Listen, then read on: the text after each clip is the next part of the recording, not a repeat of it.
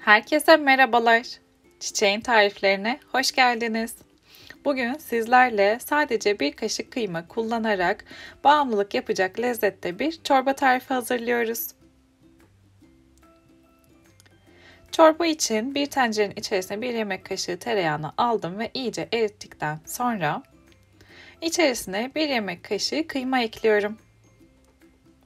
Ve kıymayı tahta kaşığın arkasıyla iyice ezerek kavurmaya başlıyorum. Topak kalmaması için kıymayı güzelce eziyorum.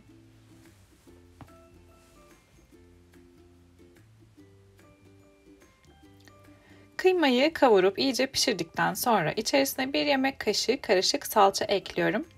Ve salçanın güzel kokusu çıkıncaya kadar kıyma ile birlikte kavuruyorum.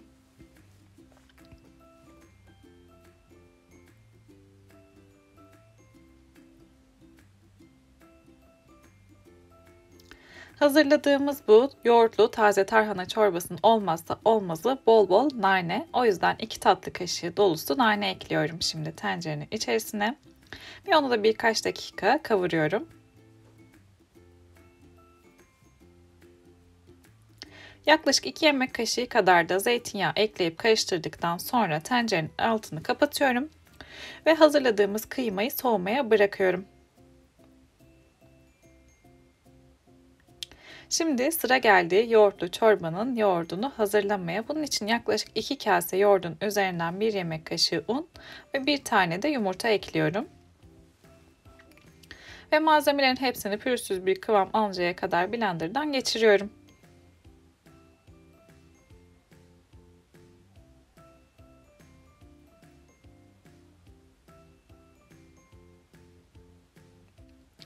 Hazırladığımız kıymayı zaten soğumaya bırakmıştık. Şimdi içerisine 1 su bardağı da oda sıcaklığında su ekliyorum ki iyice ılısın diye.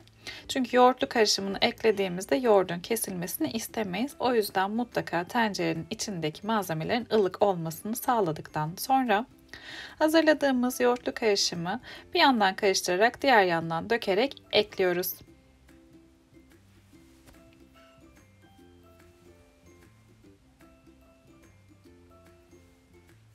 Biz bu çorbanın adına taze tarhana çorbası diyoruz ve bizim evin en sevilen çorba tariflerinden bir tanesi. Hem yoğurtlu hem salçalı hem de kıymalı yemeğe doyamayacağınız bir çorba tarifi oluyor. Hazırladığımız bu taze tarhana çorbasını kaynayıncaya kadar karıştırarak pişirmeye devam ediyoruz. Ve artık kaynamaya başladı gördüğünüz gibi. Kaynadıktan sonra tencerenin kapağını kapatmadan 5 dakika daha bu şekilde kaynatıp pişiriyoruz.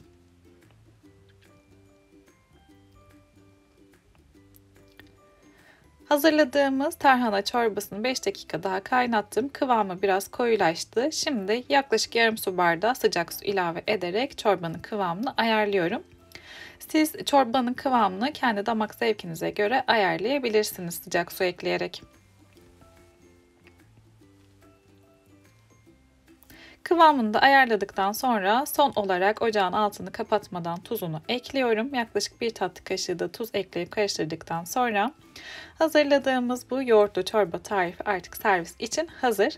Kış aylarında hazırlayabileceğiniz en kolay çorba tariflerinden bir tanesi ve bu lezzetli çorbayı denedikten sonra asla bir kase size yetmeyecek.